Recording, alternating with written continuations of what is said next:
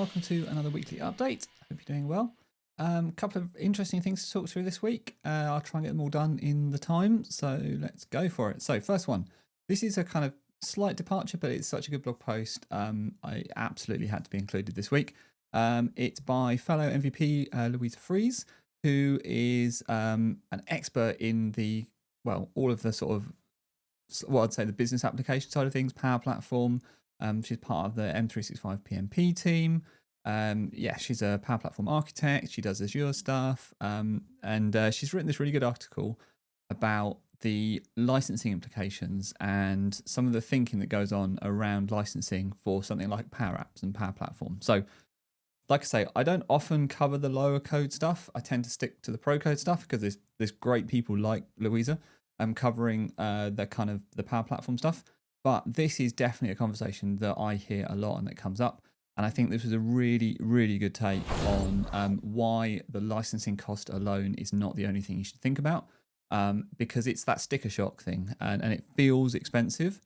But you really, you need to make sure you're factoring in everything into the price, everything that you're getting, and really focus on the value rather than the cost. And so I think this blog post does a really good job of breaking down that, going through the detail, like some of the things you think about, and what you want out of it and what you're trying to achieve, and really kind of hammers home as well the point. I love that.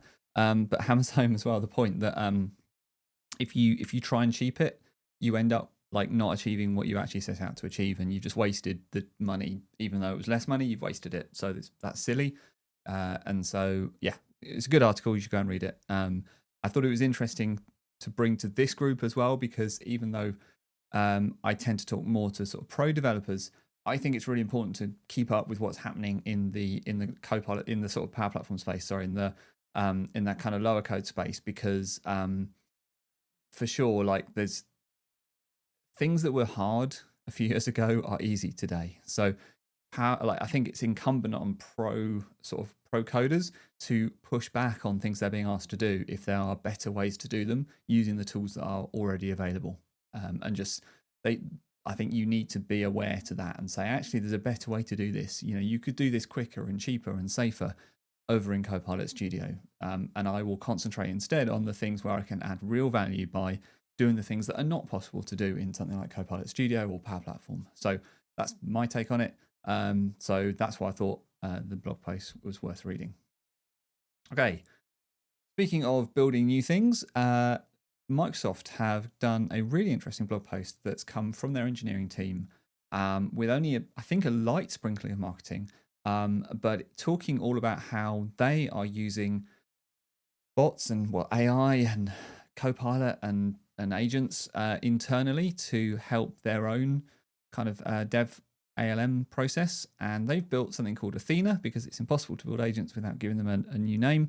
They've built something called Athena, which is a AI-powered collaborative agent for developers. So this is interesting for a few things. They're using it for their kind of dev process. It's speeding up, and they've got some metrics here, like it's speeding up build time, it's speeding up PR completion time, it's resolving blockers, it's doing all the reviews, like helping the review process be better, all these kind of things. So I read this on a couple of different levels. So for sure, this is an interesting thing to do, and they've open sourced an awful lot of it, I think. So that's really good. So if you run a team, go have a look at that, because actually there's probably a bunch of stuff you can steal and adapt and use in your own teams.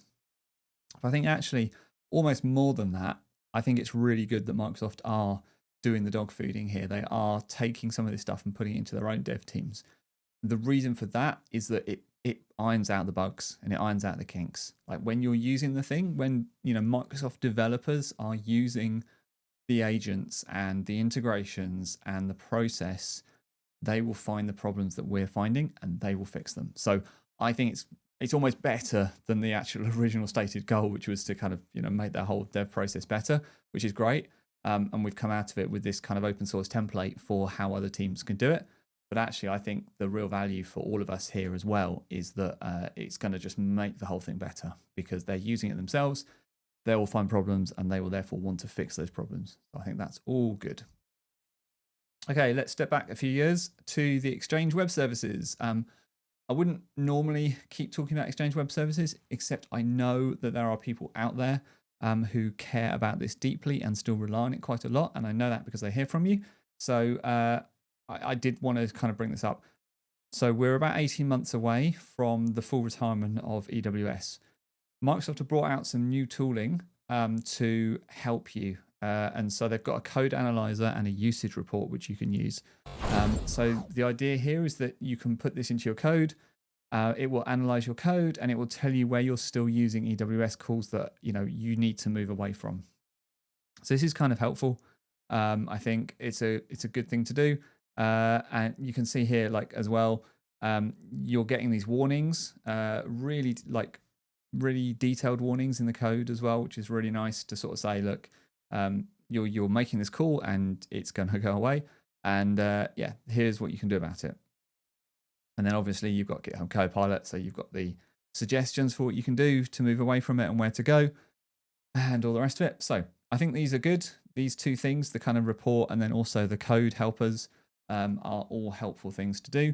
So if you are on this EWS journey, then I suggest you put both of these things in, just so you're measuring and you're monitoring what what this kind of shape of the problem is. Even if you can't fully move away yet, at least you've got real visibility there of how big the problem is. Okay, moving on.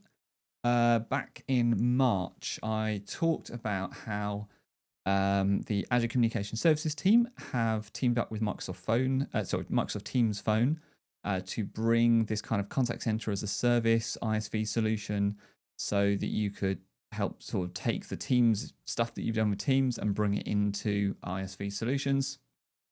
At the time, that was all coming soon, and there was like a big announcement around Enterprise Connect.